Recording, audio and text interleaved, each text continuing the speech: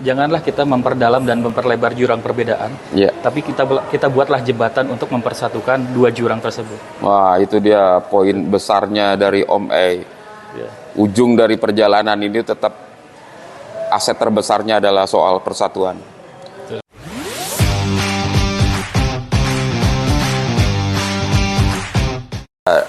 Dalam kontestasi hari ini, Pilgub Jawa Barat selalu diwarnai oleh pada saat proses Pilpres, bahkan setiap kontestasi selalu diwarnai oleh yang disebut dengan bentuk-bentuk intimidatif, kekerasan, seperti misalnya contoh pada peristiwa Pilpres, ada para calon saling berdebat dan kemudian juga saling menjatuhkan berbagai macam fitnah yang muncul di tengah-tengah peristiwa dalam kontestasi politik. Justru ini akan menjadi meresahkan bagi kita semua. Sudah bersama kita seorang ahli analis kebijakan yang karirnya sungguh cemerlang, bahkan menanjak sampai Sidratul Muntaha. Panggilannya akrab dipanggil Om A. Om A atau nama lengkapnya Heri Mulyawan. Heri Mulyawan sudah bersama dengan kita. Dia yang akan nanti membahas dan mengulas the one and only Om A. Oke, kita akan gali lebih dalam lagi fenomena-fenomena apa yang selama ini mungkin marak. Nanti bisa langsung dijelaskan bagaimana Om A melihat situasi-situasi hari ini yang marak sekali ya, banyaknya kabar bohong, kemudian juga bertebaran itu fitnah, apakah dibentuk. Yang menjadi masalah itu kan sekarang itu kan di dalam sosial media itu yang secara otomatis pasti juga bukan hanya kalangan yang dewasa, tapi juga menyentuh kalangan anak muda, bahkan bisa karena tidak terbatasnya dia juga menyentuh anak-anak yang masih. Nah, bagaimana Om E memandang situasi hari ini? Ya, mungkin kita harus prihatin karena sebetulnya kan pilkada itu adalah pesta demokrasi, pestanya masyarakat. Tapi terkadang pesta demokrasi itu dicederai oleh adanya narasi-narasi berbau DFK, yaitu disinformasi, fitnah dan kebencian. Padahal seharusnya kita semua bisa menikmati pesta ini dengan riang gembira. Iya. Karena biar bagaimanapun, setelah pesta ini usai dan kita terpilih pemimpin yang baru, itu akan menjadi pemimpin kita semua, bukan hanya dari satu golongan. Iya, bukan satu golongan. Iya, itu yang pertama. Kemudian yang kedua, memang yang namanya narasi DFK ini dari dulu sudah biasa terjadi. Apalagi pada saat muncul media sosial. Iya. Kadang-kadang media sosial itu bukan dijadikan sebagai sebuah wadah kita untuk hal-hal yang positif, malah sebaliknya kadang-kadang dijadikan alat untuk melakukan propaganda, bahkan menebarkan kebencian dan sebagainya. Nah, contoh di pilkada saat ini juga kan ada, kita sama-sama tahu, misalnya ada satu simpatisan dari salah satu calon menyerang simpatisan yang lain, entah itu mempertanyakan masalah suku, agama, ras dan sebagainya gitu, atau menggali-gali permasalahan dia di masa lalu. Nah, saya rasa hal ini justru kurang elok untuk dilakukan baik oleh sesama kandidat maupun oleh simpatisan. Kenapa? Kita harus belajar, Kang, dari Pilpres kemarin. Iya. Ketika misalnya salah satu kandidat itu memberikan penilaian misalnya 11/100 pada kandidat yang lain, pada kinerja kementeriannya. Nah, apakah hal itu malah menjatuhkan si pihak yang diberikan penilaian? Justru tidak. Malah yang kita ketahui bersama itu menjadikan masyarakat simpatik pada si kandidat tersebut. Di sisi lain malah membuat kurang simpati, bahkan antipati pada orang yang memberikan penilaian tersebut. Orang memberikan penilaian. Ya, artinya itu kan jadi blunder. Bahkan kalau saya mengutip dari Pak Henry Satrio di tribunjakarta.com tanggal 1 September 1 September kalau tidak salah, bahkan itu dikatakan sebuah dosa besar, Kang, ucapan tersebut, penilaian tersebut gitu. Peristiwa yang kemudian menjadi catatan, bahkan bisa dibilang masyarakat kita itu menyimpan peristiwa-peristiwa itu ya. Masyarakat kita menyimpan dan kemudian mengambil kesimpulan bahwa pada saat itu tokoh yang sedang melakukan perdebatan,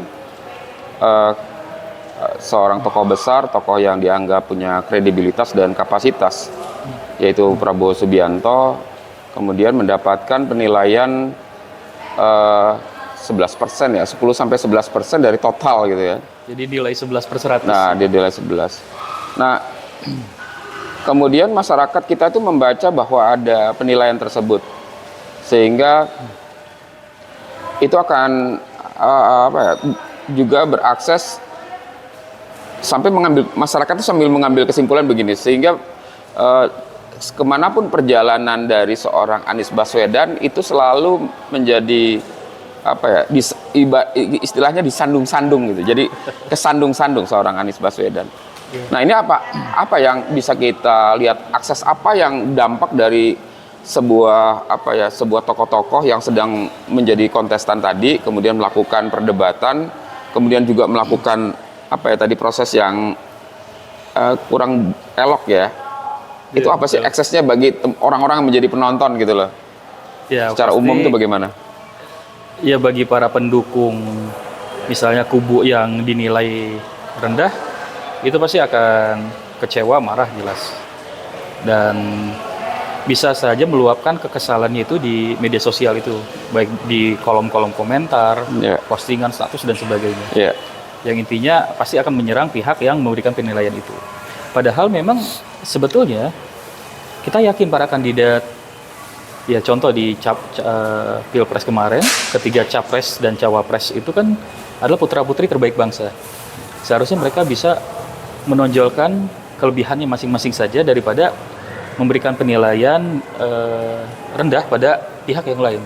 Karena pasti masyarakat itu akan membaca itu sebagai sebuah upaya untuk menjatuhkan citra.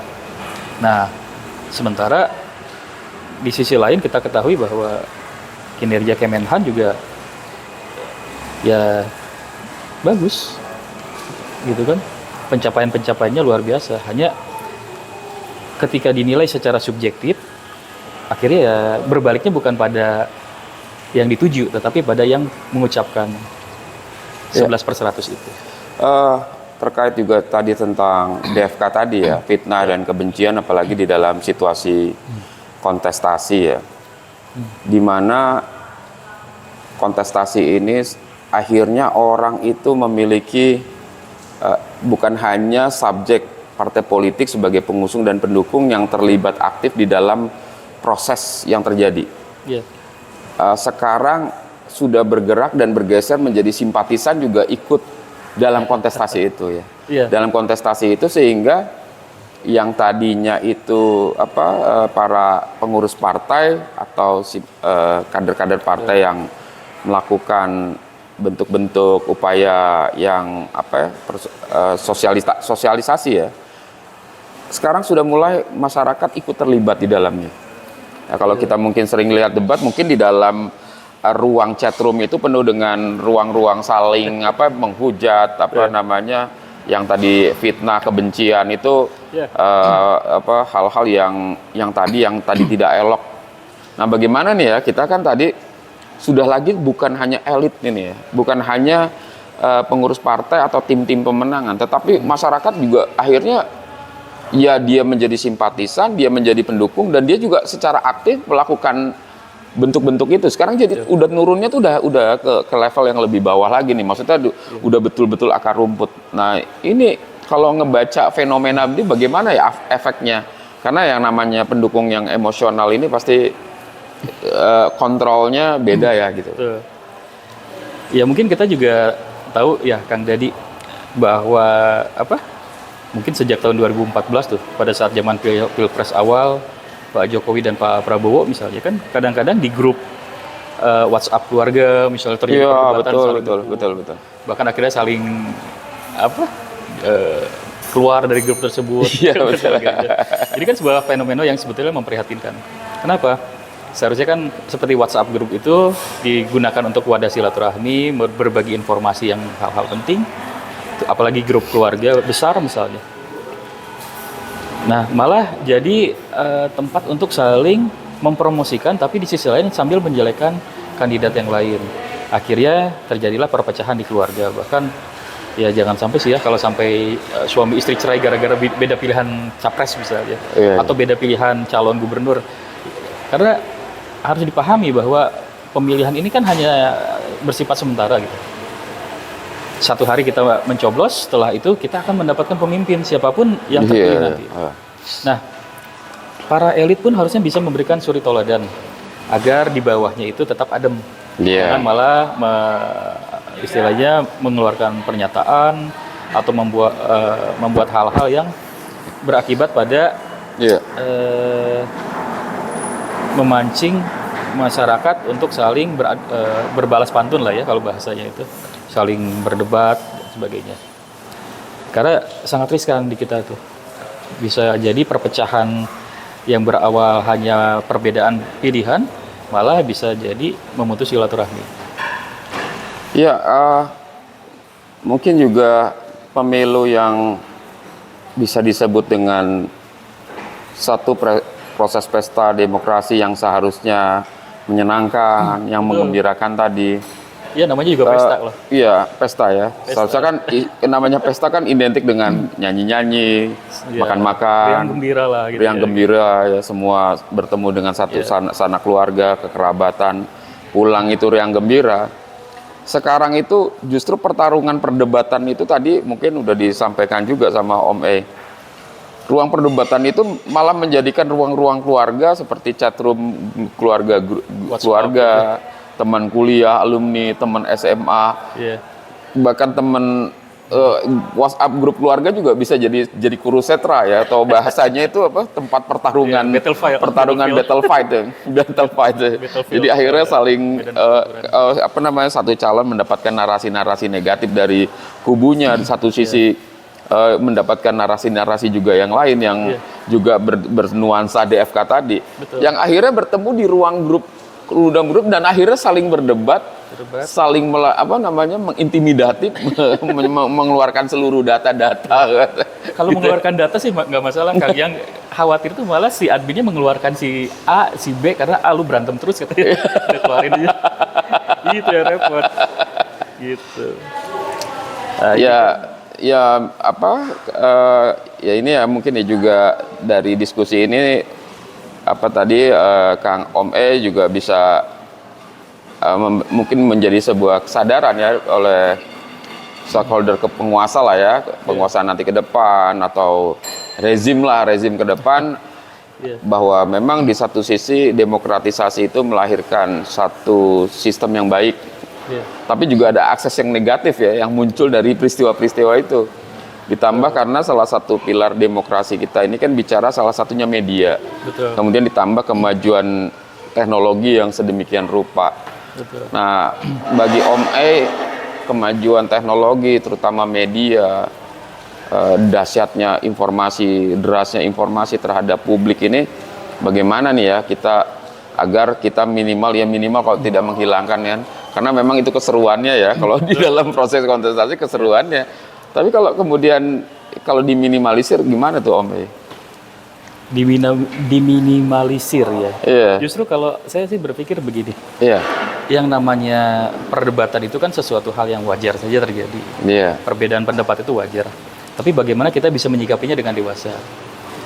Dengan dewasa. Iya, boleh kita fanatik pada salah satu kandidat.